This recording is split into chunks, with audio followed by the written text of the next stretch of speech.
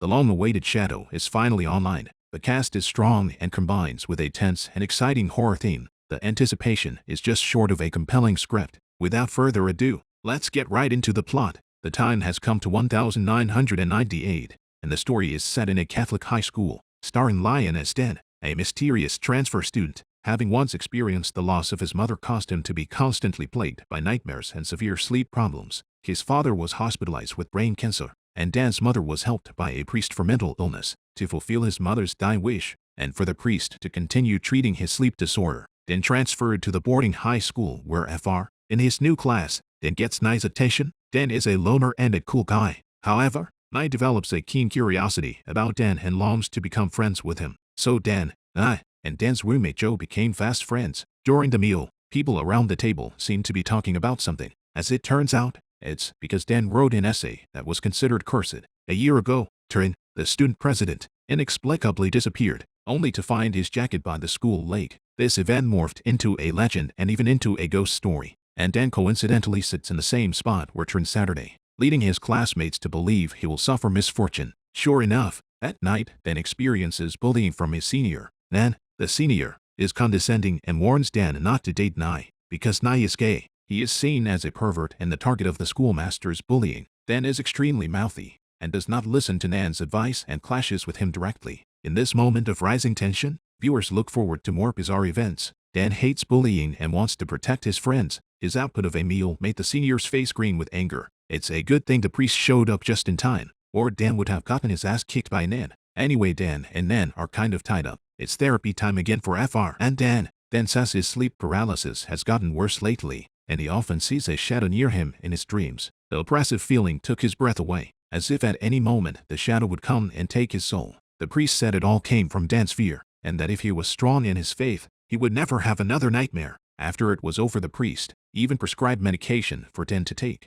The next day at swimming lessons, Dan acts nervous, which gets Nai's attention. Dan shuddered and jumped into the water, and it didn't take long for things to go wrong. The incident caused an uproar among the students. The word on the street is that Dan will be in trouble, because he's sitting in Trin's seat. Trin's in the water looking for Dan as a scapegoat. In order to figure out Dan's confusion, Nai tells Dan about Trin. Trin was a couple of lovers with his drama club teacher back in the day. But when Trin's love letter to a teacher comes to light, Trin is completely isolated. And then after that came Trin's disappearance. Everyone just spread the word that Trin was dead in that lake at the school, but the exact truth is unknown. Dan was sick not just at night, but even during the day, and he would even pop into a dream state during class, seeing the shadow that has followed him since he was a child. Dan faints in class in fear, and listened to the priest, and started writing down the dreams, so he could move on to the next step in his therapy. At this point, Nai silently sits down next to him, and tells Dan that he actually has yin and yang eyes. He'd also seen shadow when he'd saved Dan in the water during the day, but the shadow was no other than Trin. Then without Nai says he has asked for help from the priest. The priest said that it was all a hallucination caused by sleep paralysis, and that he could only overcome it slowly on his own. Nai said in a moment of realization, if it was really just sleep paralysis, then the shadow will only appear when the single is asleep, but now that he would see it in broad daylight, he was surely not a hallucination. It was a ghost. When Nai says this, Dan thinks it makes too much sense. It must be Trin's doing. So then he disregarded the strict school rules in the boys' school, and rushed straight to the lake with a flashlight. He wants to find Trin's ghost and ask him about it. But just as he ran past, Dan fainted violently as if he'd been possessed. Nai anxiously used all her strength to try to shake Dan awake, because what Nai saw now made him turn blue with fear. Trin's ghost was standing in the middle of the lake, staring straight at them. Nai was small in stature, but was so bursting with smallness that it disengaged Dan from the lake. Dan can't be shaken awake, and Nai cries out for help and gets the priest. The priest pursued the matter afterward, and Nai was very righteous in stopping all the wrongs. Dan came back from the lake and had a dream within a dream within a dream. Yes, that's right. 3 layers of dreams and watching my brain's CPU burn dry. Dan can no longer tell reality from fantasy in the layers of dreams. He woke up completely in shock after shock. It's a good thing Nai is still around as a friend to talk to, or Dan would have been scared out of his mind sooner or later. Nan sees Dan and Nai inseparable, and brings rumors that they are a couple. Then, grumpy as he was, spat directly at Nan in disgust. Nan's been wanting to get rid of Dan for a long time. Now's her chance. The two of them put a piece of new hatred and old hatred and start fighting right away. The female teacher promptly called off the violence. Afterwards, the homophobic female teacher warns Nai and Dan to keep their distance. She says that new students are easily led by him. and tells Dan that he doesn't have to tell the priest about such trivial matters. She wants Nai to put up with it for a while, and if Dan causes any more trouble, he'll be fired. How come this female teacher, the more she looks like she's in league with men? Nai took it upon herself to get down on her knees in front of Dan and talk Dan out of being with him. Otherwise Dan would be hated by the other students too. This time Dan got beat up because of him, to put it bluntly. Dan has never cared what people think and says, "They're all friends, don't worry about that." Touched to the core, Nai tells his story. Originally he and Nan were very close and spent every day together, until Nai is encouraged by a forum user who has the courage to confess to Nan over the phone. ผมชอบพี่นะ But on the other side of the phone was Nan's silence. After that, Nai's homosexuality spreads through the school. In those days, homosexuality was alien and no one wanted to go near Nai anymore. Nan also ignored him and led the way for everyone to bully Nai. Nai's story stirs up a protective streak in Dan, but whether it's sympathy or love, let's keep reading. Dan took another shot at recruiting for the drama club. Joe's eyes widened to stop it, and he said it was common knowledge in the school that this drama club teacher was gay. If you go, people will mistake you for a homosexual too. Everybody's homophobic in this school. You don't ask for trouble. Dan has a rebellious streak in him, and he's not listening to a word he's saying, and he's hell-bent on getting into the club. But Dan doesn't want to go to the drama club to be an actor. He wants to investigate the truth about Trin's disappearance. After all, Trin was paired up with a drama teacher when he was alive, so there's always something to be found in the club, right? Dan thinks the shadow has something to do with Trin, and the closer he got to the truth of Trin's disappearance, the more likely he was to help himself out of the shadow. Nai signed up after Dan. Good brothers are meant to work together. They slipped into the club and sang. This look of age is one of the few heartwarming images in the show. Dan continues to be harassed by shadows and is not getting better with medication. If a priest can't cure you, maybe ask a monk. Nai had to deliver medicine to a high priest he knew over the weekend and happened to bring Dan along for the ride. He wanted to see what the cure was. When the senior monk saw them coming, he first told a ghost story, saying that this side was the land of wild spirits. In the past, villagers would offer their corpses downstream to the wild spirits downstream, so that the spirits would protect the villagers, and the place where the wild ghosts live is the very lake where Dan and Nai's school is located. Now this tradition of offering corpses to wild spirits is gone. The wild ghost will think that the villagers have lost faith in him, so the wild ghost takes the villagers away one by one. The number of unexplained disappearances in the village is also increasing. Speaking of which is the high priest suggesting that Trin was the one who was taken by the wild ghost, and the truth about the shadow was getting more and more confusing. Is it a dead Trin, or a legendary wild spirit, or some other unknown species? Dan was even more confused. Nai asks the senior monk to pull his thoughts back and cure Dan quickly. The high priest took one look at Dan, and it was like he understood everything. He tells Dan that the shadows that follow him come from another realm. Doesn't know how to get rid of the shadow, but he can't teach Dan how to live with it. The senior monk told Dan that he must learn to control his dreams and take ownership. He gives Dan a ring to put in the palm of his hand when he sleeps. Once you can't tell if it's a dream or reality, poke yourself in the palm of your hand to regain consciousness. After a brief ceremony, Dan enters the dream world. He first dreamed of hiding in a cupboard as a child, with the sound of his parents arguing outside. After that he fell into the water and almost drowned. Here comes the most frightening scene. The familiar backdrop made Dan blanch. Consciousness is awakened by the high priest, and Dan awakens from his nightmare with a jolt. After he learned how to use the ring, the senior monk told him meaningfully that everything has a cause and effect, and that retribution cannot be avoided. The only way to crack it is to forgive. Who really did Dan wrong, and why does Dan hate so much that he can't forgive? Let's read on. With the rain, Dan got a good night's sleep for the first time in a long time. It worked better than the pills when used for a few days in a row. Dan is particularly fond of the rain, and the deeper his attachment to it grows, the more he doubts the priest's abilities, although he once cured Mom of her mental illness. But there was simply nothing the priest could do in the face of his sleep disorder. Priests teach students in class to be scrupulously disciplined, and that ghosts and whatnot are lies. Then, as if some nerve had been touched, made a direct objection. He asked the priest rhetorically why he couldn't try something new if the old beliefs didn't work. The priest was so angry that he didn't argue with him. The drama club had a pre-audition training session, but the gang of 3 of them all went to the scene. Joe didn't even sign up. Why did he go along? That's because the girl people from the girls' school next door are here. He wants to get close to the girls and get another girlfriend. But Joe is really bad at chasing girls, stealing pictures of them and being treated like a big pervert. On the contrary, the unsmiling Dan attracts the little beauty of the props team. May falls in love at first sight with Dan, the cool guy, and enthusiastically offers to be on a team with him. Nai can only be silently jealous from the sidelines. The day of the audition, the drama club was particularly lively. It's Dan's turn on stage.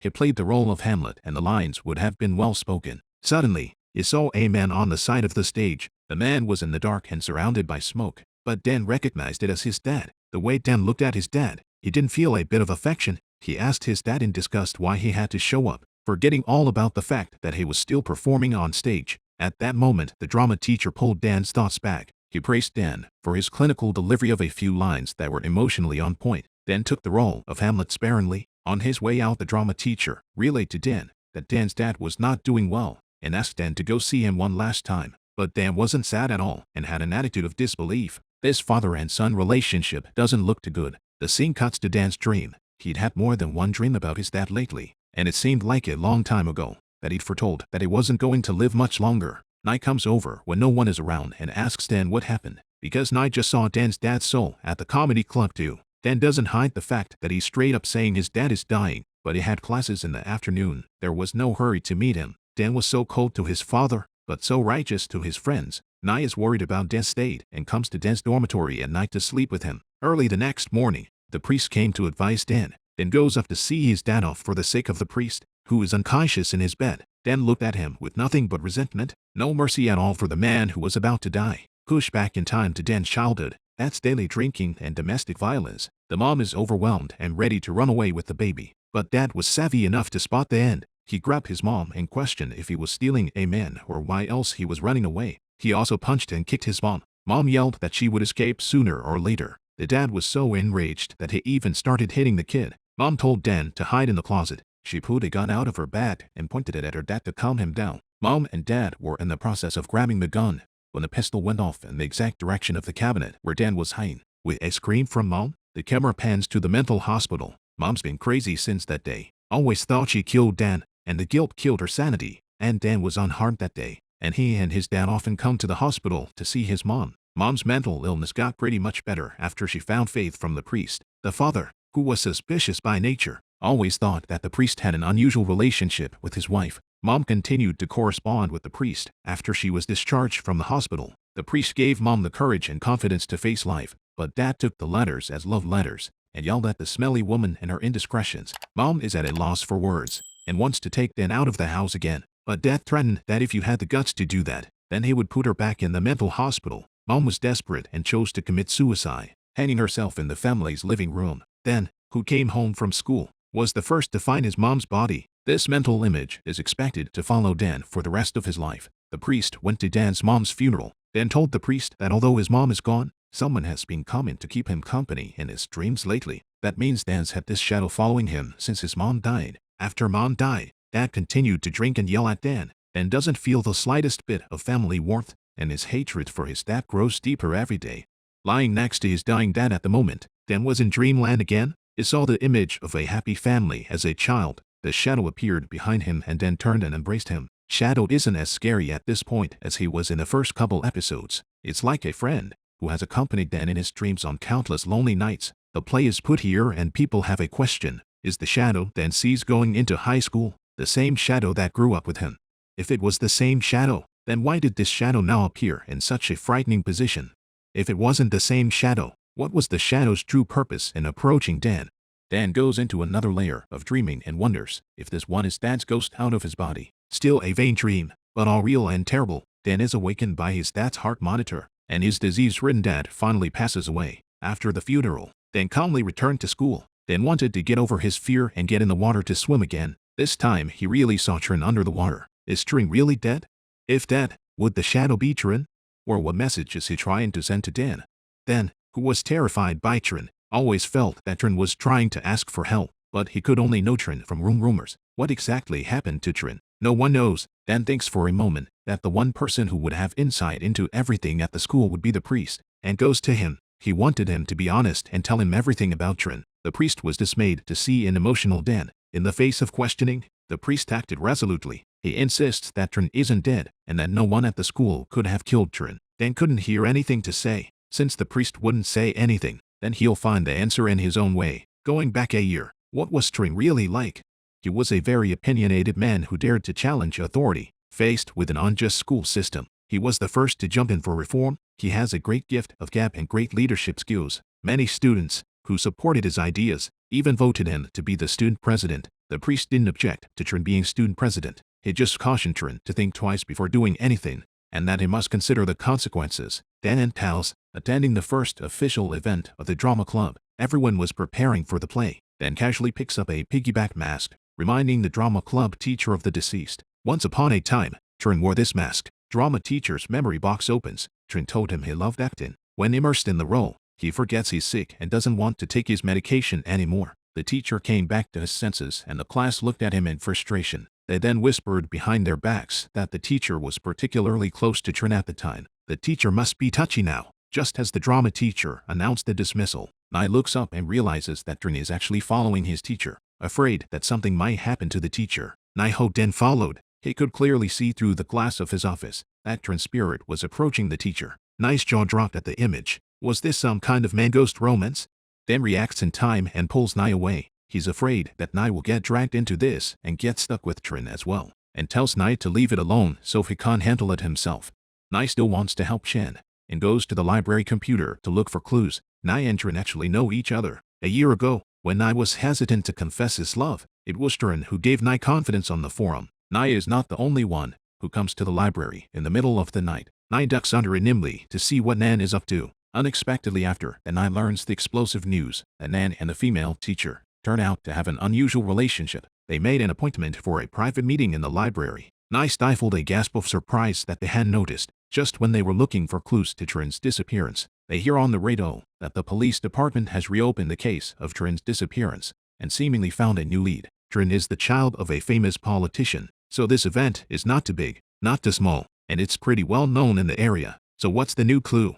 It turns out that a witness revealed that Trin suffers from bidirectional affective disorder and has a long history of taking medication, but for some reason, he stopped taking his own medication and has been using drugs ever since. It is possible that these reasons caused Trin to hallucinate and be nowhere to be found at school. But Trin's body wasn't found, and it's still not completely conclusive that he's dead. The whole school was abuzz again at this news, and the priest's brow furrowed. He was in the habit of recording his patients' visits, and now he turned on the recording. It turns out that Trin is also a patient of his, and Trin begins to have trouble distinguishing reality from fantasy when he has an attack. The symptoms are exactly the same as Dan's. I've obviously seen episode 5, but why do I feel like I'm getting more and more confused? Is it an all-sick setting?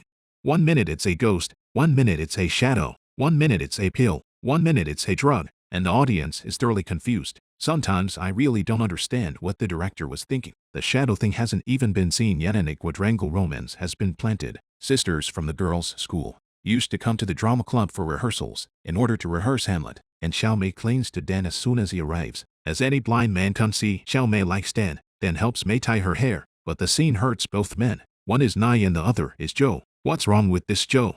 It turns out that after these few encounters, he grew to like Mei. At night, Joe asked Dan to go to the grove to smoke a joint, and after having a good time, Joe spilled his guts. He asks Dan if he likes Mei, and Dan immediately responds that Joe was originally crushing on Mei. He laughed and said he only thought of Mei as a friend. Nothing like that. Joe's hand in heart drops and asks Dan to help his brother set up a match. Dan agreed with alacrity and asked Joe where he got the marijuana and smoked the whole thing to relax. Joe said a senior gave it to him. I heard from my senior that there is a witch doctor in the forest who can't help with mental illness. He might be able to help Dan with his trouble sleeping. Dan thinks it's bullshit. Laugh it off. Dan, who went back to his room after smoking, fell asleep for a second, possibly as a side effect of the marijuana. He began to have wet dreams. In the dream, he just lies down and lets the shadow sit up and move on its own. After waking from his dream, Dan moved his muscles and his eyes flicked up to his body. He didn't know what to expect until he saw it. There were rat scratches all over his body, as if that yesterday was not a dream, but a real occurrence.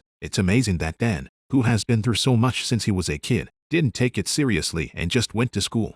Within a few days, the school club was open and the girls and boys were chattering away. They promote and sell tickets for the plays they are involved in, and the female teacher and Nan's cheating line goes in a dog-eared direction and is out of control. The female teacher brought her own husband to visit and turned out to be cheating on her in marriage. And Nan, the womanizer, openly pursues his pretty sister, and the female teacher looks at him with resentment. The highlight comes when the female teacher finds Nan, who has been sneaking cigarettes in the stairway. She rewards her with a slap and then asks Nan why she's hooking up with other women. She also said that she was pregnant with Nan's baby and was responsible for it or not. Nan said she would talk to her family about it when she graduated to reassure her teachers. We all know in our hearts that Nan is just talking about some deceitful bullshit. Anyway, the female teacher foolishly believed it, and the scene was surreptitiously filmed by someone. Who the hell is it? Let's read on. Dan, who had taken off his costume, tried to go wash his face, but a bizarre scene occurred. He turned over the tissue paper and found horrible black shadows printed on it. He looked up into the mirror and Trin was standing behind him. Dan's pretty bold and follows Trin all the way to the school. He wanted to see exactly where Trin wanted to take him. Rounding a couple corners, Trin walked into the fun house. It's a haunted house set up by the students, and Dan doesn't hesitate to walk in. At the same time, Nan receives a letter from the mysterious man. Inside the letter was a picture of him and his female teacher cuddling together. Alarmed, Nan glanced up to see a man in a pig's head mask and hurried after him. Walking around, Nan enters the fun house as well. At this point, Trin and Dan were playing hide and seek, and Dan couldn't keep up with Trin's flying pace. Finally, he came to a three-sided mirror, in which the appearance of a strange man appeared violently. The man also let out a piercing scream. The next second, the screen went black and Dan opened his eyes again to find the glasses guy gone. This is not a place to stay for long, and Dan rushes for the exit. And Nan, who had just come in not long ago and had found the piggyback, came to the three mirrors as well. In the eerie light, he sees the missing Trin,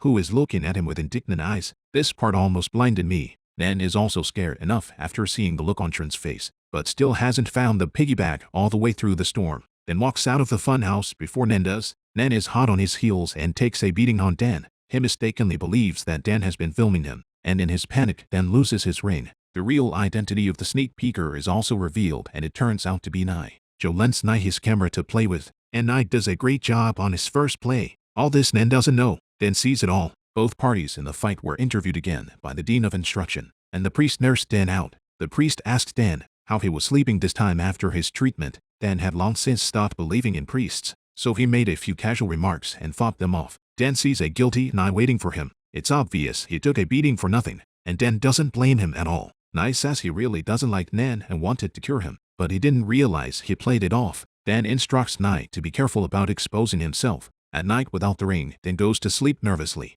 Shadow once again takes Dan back to the good old days when he was a kid. ขอบคุณที่ทำให้จำได้นะว่าครั้งหนึ่งเราเคยมีความรู้สึกแบบนี้ด้วย Then woke up crying and drew this heartwarming scene. The next day in sketch class, the sculpture was accidentally knocked over by two boys. Dan turned to get his broom, and as soon as he turned back, there was another bizarre scene. My friends, the brain CPU is not enough. The plot has taken on new characters, and the ideas are scrambling again. Do that again and Dan goes crazy before I do. After coming to his senses, Dan realizes that the sculpture is fine, not broken at all, and it turns out to be an illusion. At the drama club rehearsal scene, Dan is playing opposite the female lead and turns his head to see Shadow again. Dan slowly utters the line to him, "I'm not an honest man." Then Dan told the teacher he was in bad shape and got off the stage. May always manages to get that step ahead of Dan to comfort him, but Dan keeps in mind what he promised Joe.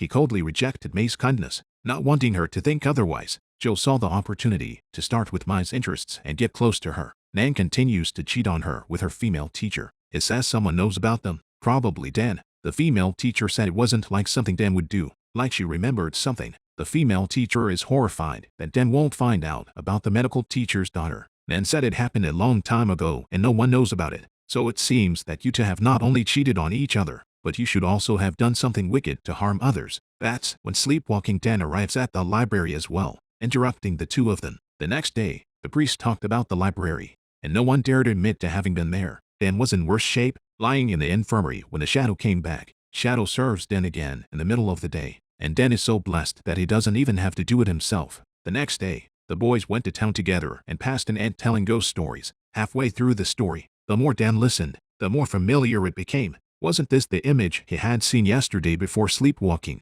The old aunt told the legend of the one-armed man. I don't know if this has anything to do with the Shadow, but I'm thoroughly confused anyway. I was worried about finding the ring, but Trin from the dream found it for Dan. That's when Nan came at him from behind and hit him. How much do you two hate each other? You're still fighting in your dreams. Dan thought it was a dream, but he didn't realize it was reality. Both men lay in the infirmary with colors on their faces. The priest still has to collect on this mess. The priest was really nice to Dan and told the infirmary teacher to keep it a secret. It's certainly not Nan, the rich kid he's trying to protect, but Dan, the poor fatherless man. Dan doesn't get punished for this fight and comes to the church with Nye to paint like nobody's business. Seeing the infirmary teacher praying, I suddenly remembered something. He said the infirmary teacher's daughter, Ting, committed suicide last year and hung herself from a big tree in the school. Bizarrely, Tina's best friend, Trin, went psycho after Tina's death. I wonder if Trin is suffering from excessive grief. Then the priest says Trin has bipolar disorder and gives him therapy. Dan is still very interested in knowing the truth about Trin's disappearance. Since the priest treated Trin, there must be a record of the treatment, so he asked Joe and I to help him. I sneaking Trin's treatment notes on camera. Trin's notes state that he and Dan had the same dream. He dreamed of a one-armed man who killed many people, including his best friend. In context, the best friend could be Tina. In the middle of the day, the threesome is chatting in the school hallway when Dan suddenly sees a girl's back. How can there be girls in a boys' school? With curiosity, Dan followed. Coincidentally, he came right under the tree where Tina had hung herself. After that, weird things happen. Seeing this debunks all my previous suspicions about Dan. Turns out there really are ghosts. That previous was not a hallucination created by Dan's insanity. This school is an actual haunted college. Joe would have been just as half-hearted as I was. He sees Dan flying in midair and realizes that this has been paranormal. Dan almost got choked to death by Tina's ghost. Ghosts have been able to lay hands on Dan with impunity. So what will the ghost do to Dan next time? Dan can even think for himself. And I remembered at the critical moment that he still had a tape. When he stole the Trin file the other day, he took a little side trip and put it in his bag. The guys got together to listen to the recording. Trin told the priest on tape that he saw many people die in the school. Good friend Ting is also hanging from a tree. There is always someone present when these events occur, and that person is the one-armed man. Dan's eyes widened as he heard this and brought out his drawing book. He had always listened to the priest and recorded the images in his dreams. Miraculously, the fantasy that Trin saw was exactly the same as Dan saw. Dan's guess at this point is the same as Trin's. The one-armed man must be a killer. He's committed countless murders and the priest ironically knows him. The priest has been harboring this criminal all along.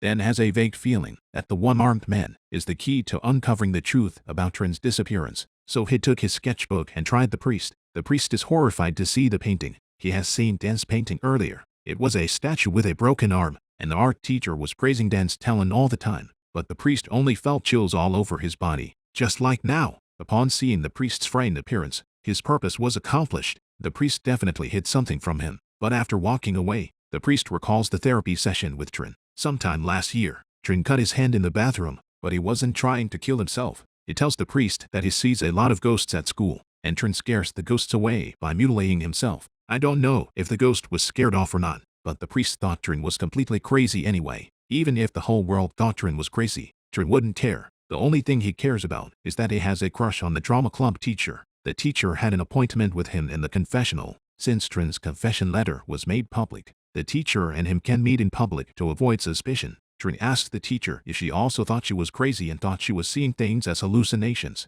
The teacher says there's no way he can trust Trin 100 unless Trin comes up with proof. Afterward, everyone will know how much Trin paid for this evidence. Almost strangled to death by a female ghost last time, and now has the audacity to be left alone. He was walking through the school when he suddenly saw a pool of blood on the ground. Jerking back, he saw the bodies of a group of college students stacked on top of each other and was scared out of his wits and ran forward at a 100-meter sprint, then turns around one more time, and there's a man standing in front of the school statue, looking at him in all directions. That's Dan's most familiar stranger, Trin. Trin gave a wry smile, propelling the knife he had self-inflicted back then. Dan's arm felt a sharp pain and blood flowed down it. Even though Dan screamed in pain, Trin's knife remained sharp and cruel, cutting into Dan's flesh one by one. He seemed to want Dan to feel the pain he felt back then. Losing a lot of blood, he lies in the hospital and wakes up to an anxious priest. The priest asks him why he hurt himself, and Dan says it was all Trin's doing, and he never wanted to kill himself. The priest had had enough of Dan's nonsense and told him to speak properly.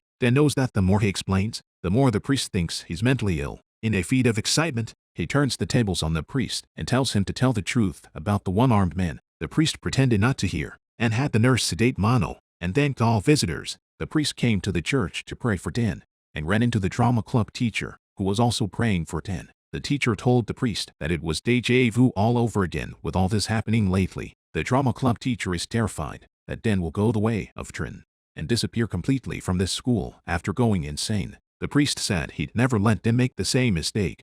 ผมจะไม่ยอมให้เรื่องแบบนั้นเกิดขึ้นอีกเด็ดขาด Dan has been victimized by a ghost twice, one time hurting him more than the other. Naiho Bridge is very righteous and tries to help Dan get rid of the night ghost. The old monk who had helped the last time was not at the temple, and Joe made a snap decision to go to the witch doctor. Witch doctors aren't that easy to find. you have to go through a drug dealer, Bongo, as a middleman. Nai uses his yin-yang eyes to tell about Ben's deceased best buddy in order to win his trust. Ben admired Nai to the core. The boy was truly psychic, so he granted their request to see Uichi. Ben looked like he remembered something. He said he also took a student to see a witch doctor last year, and he wondered if you recognize him. His name is Trin. Trin was like a lost dog, preoccupied and scarred. Ben was kind enough to take him in and give him marijuana to smoke to relax. You get to know Trin pretty well over time. Trin said that Ben was the only one who would believe him. After his emotions eased, Trin went back to school, but still occasionally came to see Ben to get high. One time Trin was in such bad shape that getting high still didn't relax her. Trin yelled at himself for seeing shadows and seeing dead bodies. There were bodies all over the school. He was suffocating, so he begged Ben to take him to a witch doctor to exorcise the evil. The witch doctor saw the crux of Trin's problem right away and said he would perform a ceremony for Trin. If the ritual succeeds, he will be safe for life. If it fails, the ghost will take his life. Witch doctors say that this ritual requires the performer to be of a strong enough mind, because Trin sees ghosts during the ceremony. If he's too scared to mess up, then there's a good chance he'll lose all his previous efforts. The ritual had to be left to Trin alone, and Ben had to listen to the witch doctor and go home first to wait for the results. But then he never saw Trin again. If I'm not mistaken, Trin would have disappeared completely on that day because the ritual failed. Ben says this witch doctor's methods of healing people are extreme. If they can't ask him on for help, try not to ask him. Nai and Joe think it makes sense and decide to go back to school for the long haul first.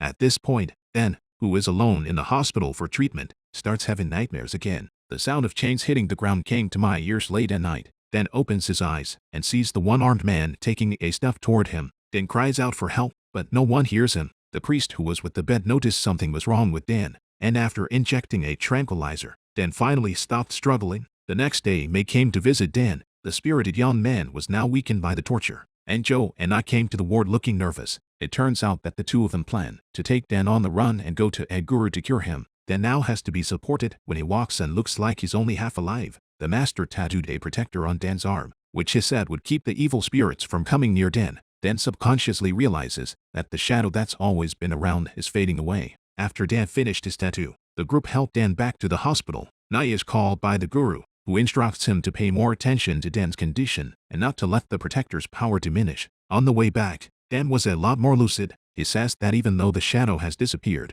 he still wants to uncover the true identity of the one-armed man. He had to know the truth. When they get to the hospital, Dan starts acting up in front of the priest again. He said that he was wrong about the priest and that he would listen well and follow his treatment in the future. The priest wore a look of relief. After the priest left, Dan's eyes rolled back in his head and he must have been planning something again. What's the news that will get drama club teachers excited?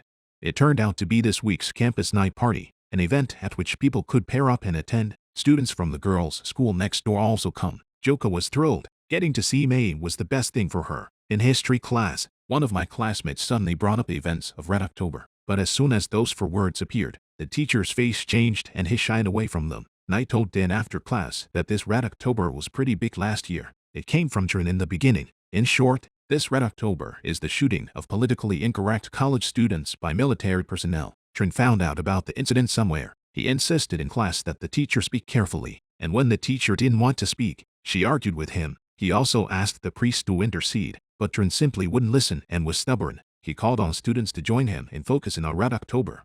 After that, Trin had a scandal with his teacher, and no one responded to him. The incident slowly faded into oblivion. In order to satisfy Dan's exuberant curiosity, Joe and Dan did everything they could to find him the relevant information. I didn't expect to find an old book with Trin's Red October brochure from last year tucked inside for Dan. With a twinkle in his eye, Dan thought about the upcoming campus night party and formulated a plan. He first arranges for Joe to use his powers to get Trin's dream records. He then asks Nai to find the film of Trin's rehearsal at the drama club last year. Afterward, he asked May to print his picture. May brought the photo to Dan and suddenly, the picture took a turn for the worse. She asked him if he had read the book she had lent him. Dan says he's too busy to read it yet and gives the book back to May. May flips through the book on her way back to school, and it turns out to have her confession to Dan taped to it. Xiao Mei's first love ended in regret. At the moment, heartbroken Xiao Mei 1 second. I found it interesting that all the people were hearting Dan, but Dan wasn't hearting anyone. Looking at Dan, who is executing the plan, Nai starts to feel sorry for him again. Nai doesn't want to watch Dan get her trying to find the truth, because sometimes even knowing the truth doesn't change anything. Dan says he always felt that once he knew the truth, He could explain all this weirdness going on around him, so he wanted to stick with the investigation. Nai is sober but unfortunately love is keen. He said he would trust Dan and would always be there for Dan. It's evening after the talk and they try to go back to the dormitory, only to be stopped in their tracks by Nan's men. In Dan's old temperament, there would have been another fight, but this time he held back. If something goes wrong at this juncture, you'll be punished by the priest. You won't be able to go to campus night, and your plans will go out the window. So he and I are left to be bullied by the school teacher and locked up in the darkened storage room. With such rare moments of solitude, Nai can't hide her feelings for Den. I've waited 10 episodes for you to kiss. Den didn't respond to the kiss, not even a ripple on his face. Nai had also fantasized about Dan not accepting May. Does that mean he had that slight chance that reality slapped him hard in the face? Turns out Dan is as straight as Nan, and this time Nai paid the wrong way. Campus night can't be considered to be here, and Dan shows up late to the party. That kiss didn't change his opinion of Nai. They remained close friends and Nai had to accept the status quo and be there for Dan as a friend. Right on time, the foursome begin to go into battle mode. Nai wants to make the plan even better and picks up Nan's wallet to make him a scapegoat. The lights dimmed and Dan's elaborate PowerPoint appeared on stage. All the people stopped dancing and looked at these bizarre images, and the atmosphere immediately became great. The PPT mainly tells that Trin's disappearance is related to the one-armed man. The class mingles and talks again about Trin's disappearance a year ago. As the students walked out of the hall, hand-drawn scripts of various corpses floated in the sky. The paintings are horrific scenes from Trin's dreams. Dan contributes Oscar-worthy acting, looking innocent as if this mess had nothing to do with him. Only the priest knew that it was most likely coming from Dan. Nan is so used to running roughshod over people that she never expects to be put on the spot. The priest asks Nan to explain why his wallet was found in the control room. Nan couldn't argue with 100 things, but he probably had it all figured out in his mind. It must have been Desgen he was trying to prank. What happens at the party scares a lot of students, and everyone is rumoring that the school is haunted. Parents have also come to the school to get a statement. The priest was so annoyed by all this that he invited the police to assist in the investigation. The trio, seeing that the police had been alerted, were a bit backed up and felt that they had overplayed their hand a bit this time. Dan was the calmest one, keeping everyone steady and not getting ahead of himself. The next day, the trio met up with May and went off campus to purchase things for the drama club. They walked into a store, and May noticed a lot of old photos hanging on the walls. They looked like they were taken at Joe's school, and there are some college students in the photos. Joe found it odd that it was clear that his school had been high school for so long. What's with the college students? The store manager came out of nowhere and told them that the photos were taken on a date that happened to be Red October, but exactly who took them is no longer known. Dan takes a closer look and realizes that the college student in the photo looks familiar, and a sudden chill runs down his back as he thinks back. These are the same people whose bodies were strewn about in his dream. Coming out of the evil little store, Joe actually had the leisure to confess his feelings to May. May still likes Dan and isn't completely dead to him. Faced with a confession, May doesn't know how to respond, and lets Dan and Joe give some advice. Dan looked at Joe and turned to May and said, "Joe will take care of you. You decide if you want to take it or not." When Xiao Mei heard this, her heart completely died and she said that since you all are okay with it, I'll agree to go out with Joe. Joe was as happy as if he had found a treasure. At that moment a student from the drama club ran over and said that something big had happened in the theater and told them to get over there and take a look. When the group of four arrived at the drama club, they realized it was a setup. Nan's men surrounded them. Nan says a classmate snitched on Dan, and they were the ones who crashed the party and framed him. He's going to clean them up now. Nan went berserk and punched and kicked Dan and Nai. Dan falls and the shadow erupts from his hand. Nan again saw May fainting and rushed to escape. May was carried to the ambulance and rushed to the hospital. I can't tell if Joe is more unlucky or May is more unlucky. It's only just a relationship, and then this evil thing happens. Xiao Mei is delirious and still in a coma. Joe accompanied his girlfriend with a sad face. Dan had a pretty big heart and fell asleep in his dorm room. In his dream, he witnessed an amazing scene where Tin, Nan, and the female teacher were standing under a big tree. Nan held Tina in a death grip until Tina stopped struggling. Turns out this Nan guy hooked up with Tina and caused her to get pregnant. Tina didn't agree to get rid of the baby, fearing that Tina had ruined his life. Nan killed her in a feat of pique. The female teacher helps Nan with the aftermath as Nan's girlfriend. She put a rope around Tina's neck and faked Tina's suicide by hanging herself. Then, in shock, glanced to the side where the one-armed man stood at the edge of a large tree and witnessed everything as well. That's when Dan suddenly felt someone choking him. He woke up to Nan looking at him with wide, menacing eyes. Nan has finally gotten her comeuppance. After all the bad things she's done, he was tortured by Tina's ghost. He crawled in agony to the infirmary teacher's door to confess and admitted the crime himself. the female teacher comes to visit Nan in the hospital room, and her face is all bruised as well. She said his husband had found out about the cheating and forced her to get rid of the baby. It's finally the end of the story for this pair of villains. A vengeful Tina appears in front of Dan. She apologized to Dan, saying that she didn't mean to strangle him that time. She just couldn't talk to him at the time. It was the only way she could make Dan feel the pain she felt before she died. Tina thanks Dan for helping her see Nan's true colors, then says that he didn't do all this, and that the person who helped was actually Shadow. These words were just in time to be heard by the priest behind him. The priest can see Tina, only that Dan's psychosis has worsened. Dan visits Nai, who was injured by Nan, and tells him the truth about Tina's suicide. He also said something about Tina being pregnant with Nan's child based on Nan's conversation with the female teacher. Trin is also in the know, then speculates that to silence him, Trin may have been killed by Nan as well. Nai says it's definitely not Nan, but the whole spreading Trin's love letter thing is very much Nan's style. It suddenly occurs to Nai that Dan basically can't see ghosts anymore since she fu tattooed him. How come we're seeing Ting Ting's ghost now?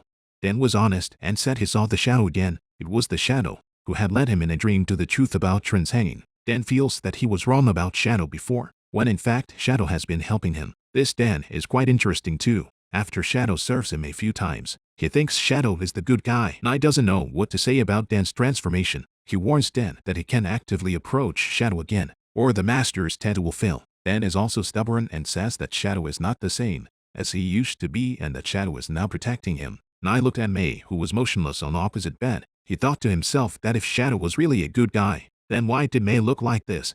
As Dan, the heartless one, becomes more and more dependent on Shadow, what will Nai do to bring Dan to his senses? Ever since May passed out in the theater, she's been brought into the other world by Shadow.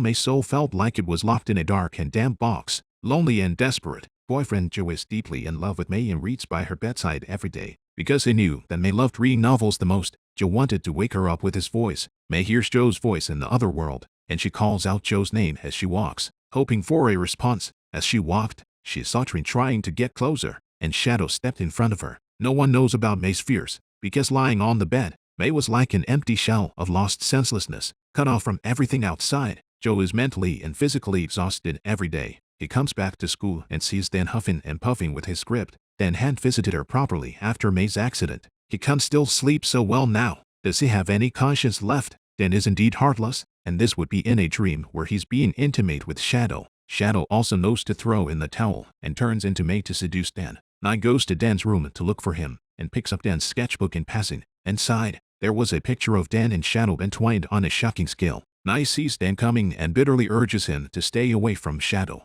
Not only does Dan not listen, but he gets especially angry, saying that Shadow will bring him happiness and blaming Nai for being meddlesome. Joe is smoking pot again because of May. He suggested that we all take a ride in Ben's car and go out for a break. The three men had their own thoughts, and there was nothing to say all the way. Dan suggests going to the older woman, who told the last ghost story, to ask about the one-armed man. The older woman told Dan that the story of the one-armed man was a neighborhood legend. She added to the story to entice her audience. She had never even seen what the one-armed man looked like, but the one-armed man is a real character. An old man in the store told them that the one-armed man was his senior and his name was Andre.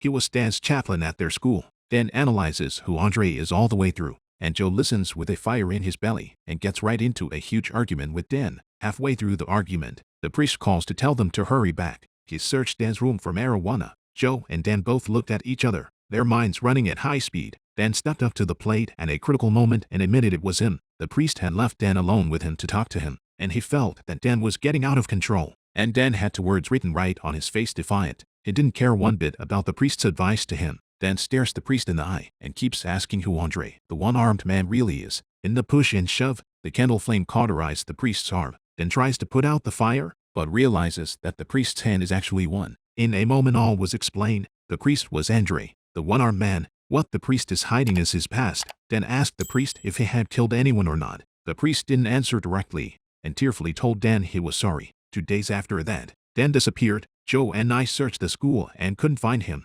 Just when they think Dan is in a bad way, Dan shows up with Gesto. The days he disappeared were spent hanging out with Shadow. The Shadow was also dressed as Dan's deceased mother. This Shadow is really absolute. Dan's changed since he got back from Shadow. He apologizes to Joe and to Nai that it was too selfish to consider his friend's feelings before. He also promises Nai that he will never go to Shadow again. So what's in Dan's gourd? Turns out he wanted Joe and I to help him one last time. He's going to have a surprise egg for all the audience on the day of the public performance of the Hamlet play. Dan wrote the script and asked Joe to work with him on the show. The drama teacher was kept in the dark the entire time. There's another VIP audience that needs to be invited this time, and that's FR. Dan handwrote an invitation, which was done like a suicide note. He said that this performance was the last time the priest would see him and asked the priest to make sure he attended. The priest, fearing that Dan won't be able to think straight, rushes to the theater while Dan already has a gun to his head. Dan dressed up as a priest and had a role-playing session, recreating the scene where the priest healed him. He insinuates that priests are demons pretending to be innocent. Dan feels in his heart of hearts that the priest killed someone at school and treats him as if he's a decapitated murderer. He completely forgot that his father was hospitalized for brain cancer and became an orphan after. Only the priest was willing to take care of the ironic fact that he was. Crowd actors bloody well show what happens when dreaming of a college student's wrong soul. The audience on stage was stunned. Dan removes the prosthetic arm as if to tell the priest, "I know everything you do." The play was a success and received a round of applause. But after the curtain call, Dan collapsed on stage, unconscious. Under normal circumstances, anyone who was so caught by Dan would be angry and want to retaliate. But the priest has a big pattern and can't forgive everything. Not only did he force the issue, he insisted that the school's leadership not expel Dan, a troublemaker. He's still silently by Dan's side waiting for him to wake up. Knight tells the priest that Dan was being harassed by ghosts in the beginning and we don't believe him. If we had trusted him from the beginning, maybe Dan wouldn't have turned out the way he did, with his girlfriend and housemate in a coma. Joe breaks down and cries in front of Nye. He didn't know what to do to help them. Nye looks skinny, but is strong and defiant inside. He made a snap decision to go to the temple and ask the master to invoke the souls of May and Dan. Dan passes out and enters the same other world as May. Xiao Mei sees him like a lifesaver and asks Dan to take her with him to escape this hellhole. But Dan has no incentive to leave anymore. For the first time, he showed his heart in front of May. He says he's had a hard life and that Shadow is the only being who can be there to help him. He had no attachment to the world anymore and just wanted to stay here in the company of the shadows. Sayumi couldn't believe what she was hearing. Looking at Dan's determined expression, she knew nothing she said would work. Before leaving, May asks Dan if he ever liked her or not. Dan said he liked it, but a natural-born loner like him couldn't take care of May at all, compared to Joe who was better suited for her. Joe's call came from the distance and Dan said goodbye to May, telling her to hurry and not look back.